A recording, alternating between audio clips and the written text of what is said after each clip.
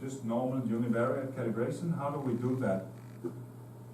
Well, we take a standard series, right? We take some samples of concentration 1, 2, 3, 4, and we measure the absorbance. So let's say 1, 2, 3, 4. And I measure the absorbance at whatever, 360 nanometers of some compound, like this. This is standard chemistry. This is how we do quantification in, I guess, 95% of all analytical applications. You have your standard series of samples where you know the concentration, and you have pure analyte, so there's only analyte in this.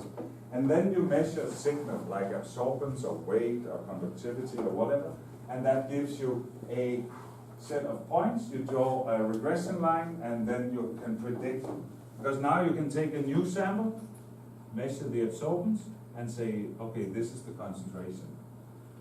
Now this is perfectly fine. How many samples do we need to build a regression model? 1. Well, it's nice to have 2, but actually, if you're good, you can do with just 1. Of course, it's nicer to have 2 or 3 or 19, but we can actually do with just 1 in the extreme case. The problem here is that what happens if I have my cuvette and I want to measure my sample and I accidentally spill some coffee in it? Then the absorbance will increase, well, depending on what it is, and I'm going to get a wrong prediction. So in univariate traditional calibration, you have to have selectivity, otherwise it will not work. And the real problem is you don't know if you have selectivity. You cannot see on the sample that I put coffee in it. So if I take a cuvette and put coffee in and measure and say absorbance is 1.2, that's perfectly fine, there's no problem there. So the data will not show you if they're wrong. You sort of, it's a religious problem. You have to believe that the data is good, because the data itself cannot show you. Okay, so let's be fancy. Let's do what Martin did yesterday. Instead of just measuring at 360 nanometer, wow, we can take the whole spectrum. And then we can build PLS models, for example. And now, it's actually nice, because I don't need selectivity anymore. I can have these other spectra overlapping as long as I build them into the calibration. That's good. So now, I don't need selectivity. The downside, of course, is that we need a lot of samples. We need to have many samples here to cover all the different variations.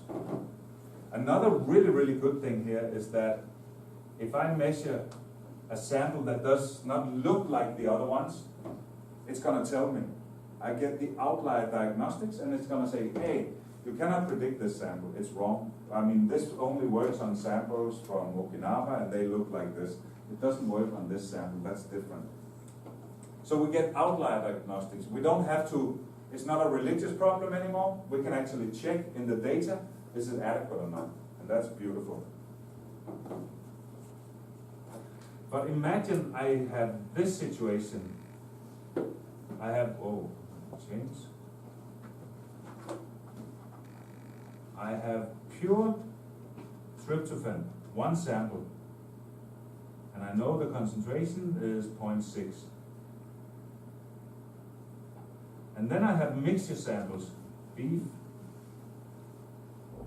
and wine, what have you. And now I want to estimate the concentration of tryptophan in a beef and a wine sample and something else. There's no way you can do that with univariate calibration or with multivariate calibration, because I have only 1 calibration sample. And it's not even representative. It's completely wrong. It's just a pure sample. These ones are mixers.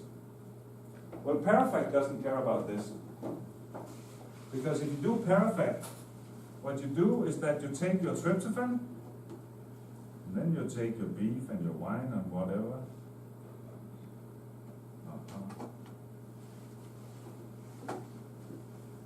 And you build a Parafac model. And this Parafac model is going to separate all the chemicals. So one of them is going to be tryptophan, and now I can predict tryptophan with this concentration, and it doesn't matter what the other ones are. So from this perspective, we don't have outliers anymore. It doesn't matter if I spill coffee in the sample, because all the coffee molecules will just be separated into some other components. Because Parafac is doing chromatography, it will always separate. So it doesn't matter what the sample matrix is, I'm going to get my tryptophan component.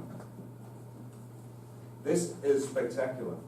It's called second order calibration because this measurement of one sample is a second order matrix.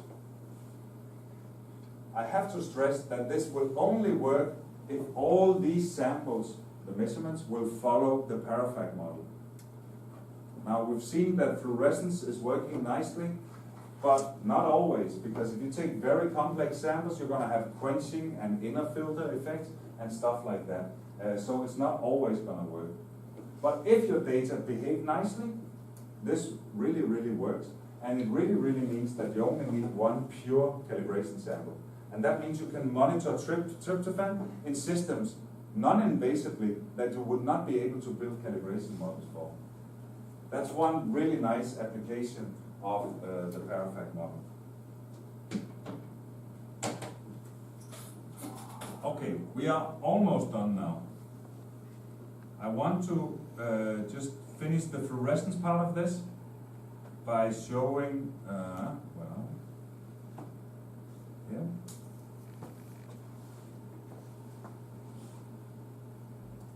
Do I have the right data? Yeah, I do.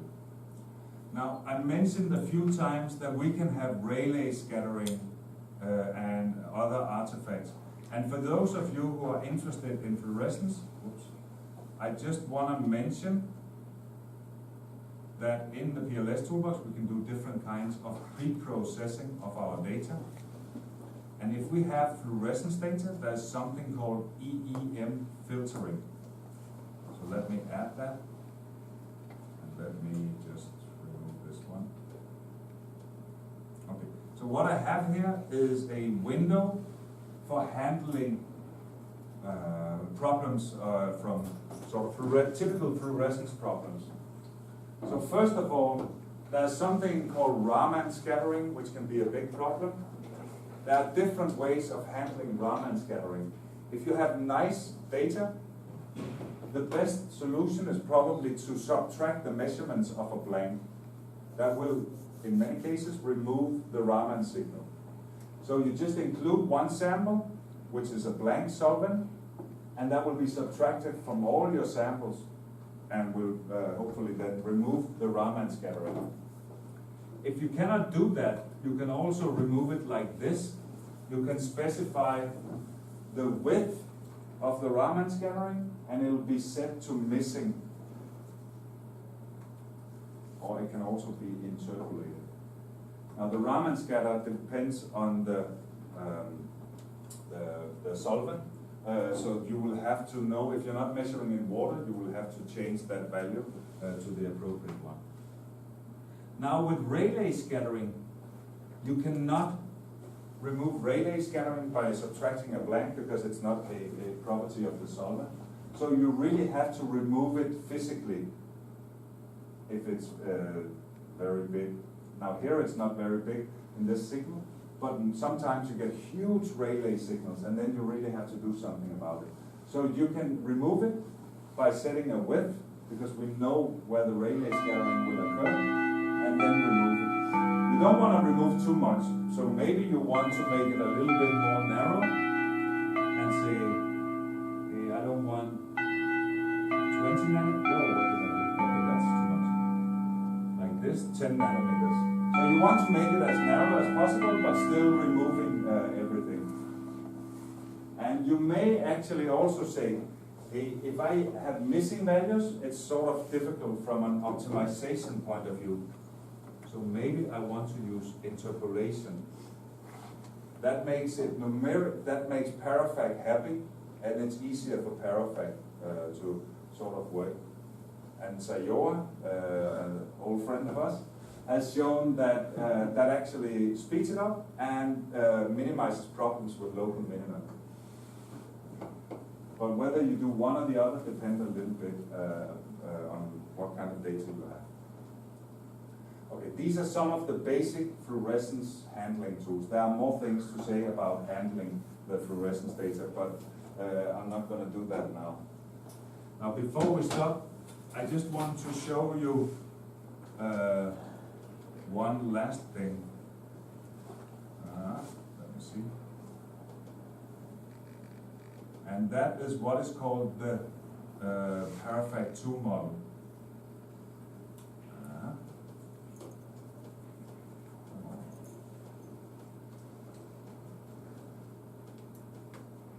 Here we are. Now, we've been talking about the Parafac model today. Let's say that we were doing GCMS and not fluorescence.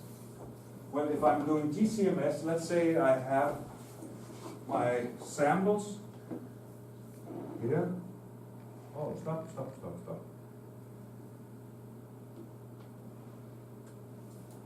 Mass spectra and illusion profiles.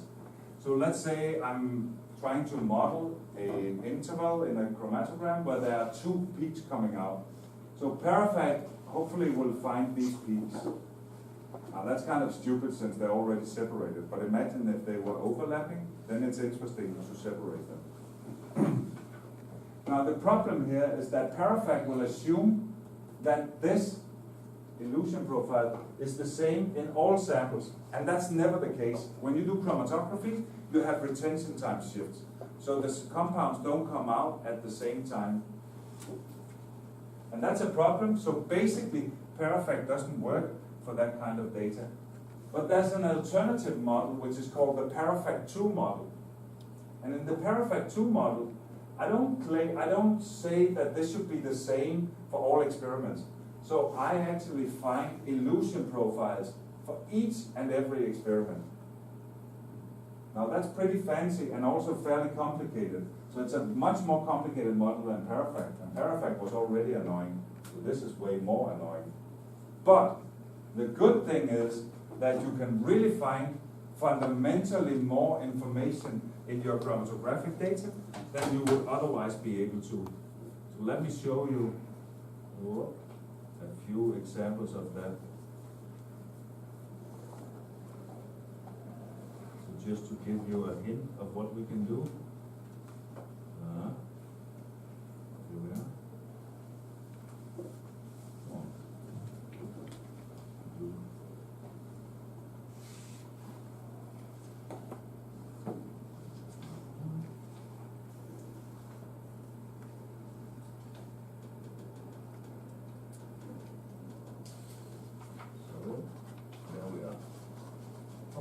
So here's a little piece of a chromatogram.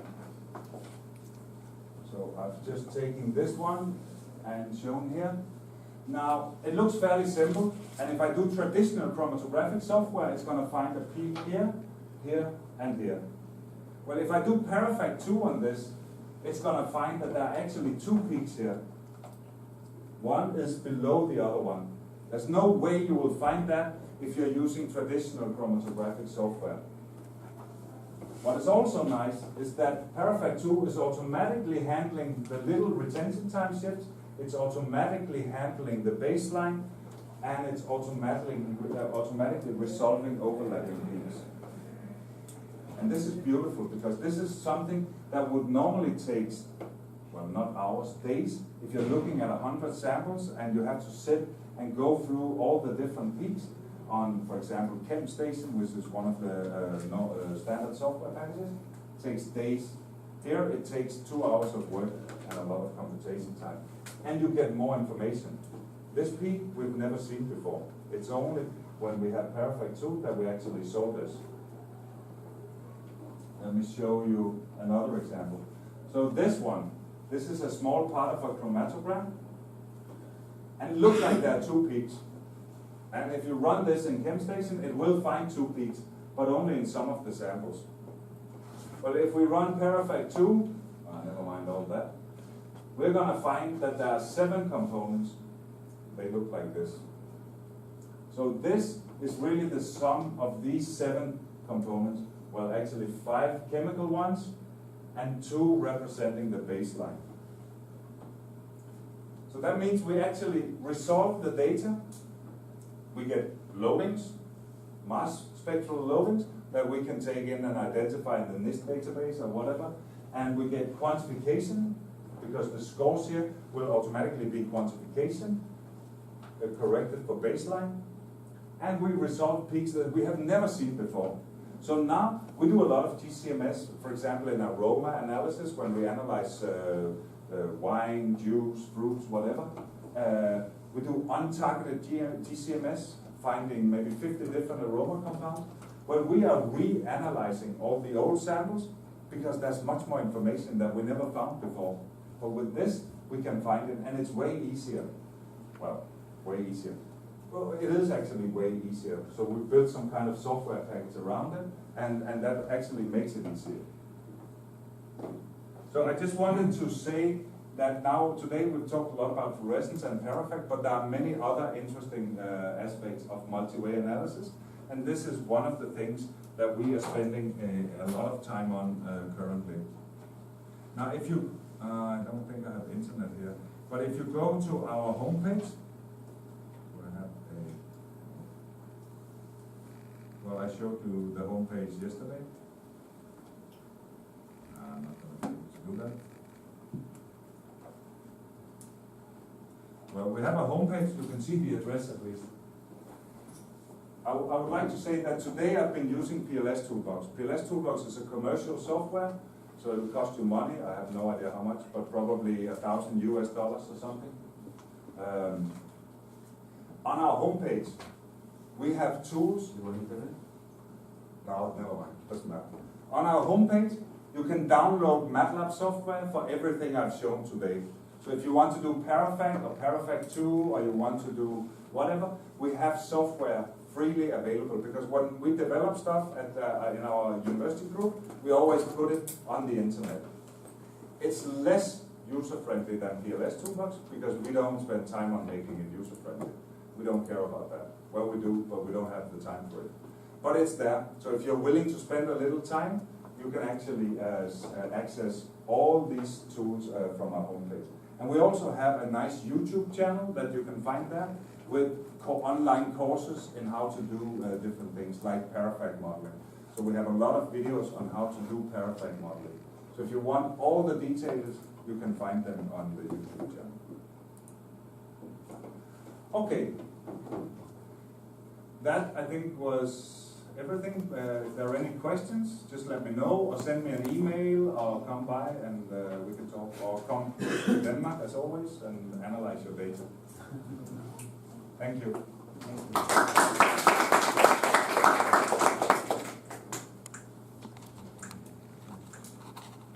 So, Rasmus, before we get sorry to ask the question. No, that's good. These illusion programs that we have, yeah, they are the times here there, it's like within ±3 seconds. yes. And do you have any comments to that? Yeah, when we do Parafac 2, never mind. When we do Parafac 2, we only do it in small intervals. Remember, actually also ChemStation works in Parafac 2. The thing is, if I take like 10 minutes, we could consider 10 minutes with a lot of peaks and building a 50 component Parafac 2 model. But it's not going to work, and there's several reasons, but the simple one is some of these concentrations are going to be perfectly correlated. And remember that the spectra have to be different, the illusion profiles have to be, everything has to be different. So it will break down for that reason, but also for others. So we actually go peak by peak almost. And then in a peak we may find there's 5 other ones below, but actually we work peak by peak. Yeah, but so you found 5 peaks there, but could that be the same peak? No, because the mass spectra are completely different. Okay. So they are different, and we can verify that. Like, I can show you, let me see if I have that. There's a really nice example here. Let me show you. Oh, wait a minute. Sorry, I'll blow this up. So we made this software package. It's called Paradise. It's a nice name. for automating this handling of the GCMS data. And this is our aroma guy. He had this in his calendar that he was analyzing beer samples, and he liked that he had an appointment called Beers in Paradise. That's kind of nice. That's not what I wanted to show you. But basically, where is the example? Yeah, okay, so this is what we get out of, if we have an interval like this, if I analyze that, I get illusion profiles for each sample, and I handle the baseline that's separated. I get a mass spectrum for the baseline, I get a mass spectrum for the chemical component, and I can identify even the baseline, which I'm not interested in, and I can identify the chemical based on that. What I really wanted to show you was, where do we have this? Yeah, this one, I think. For example, here I actually find 4 different compounds. If I compare the mass spectra in NIST, I get really high matches. These are high match values. That means they are pretty similar. And that would not happen accidentally. I think I have an example here for classical. This is our software package, which you can also find on our homepage. This one, that's a classical one. So in aroma research, there's always problems with co-elution of these 2 compounds. They come out very close to each other. Well, people try to solve that in different ways. What's interesting is now, when we use Parafac 2 on this, we find that it's not only these 2 compounds. So when we fit a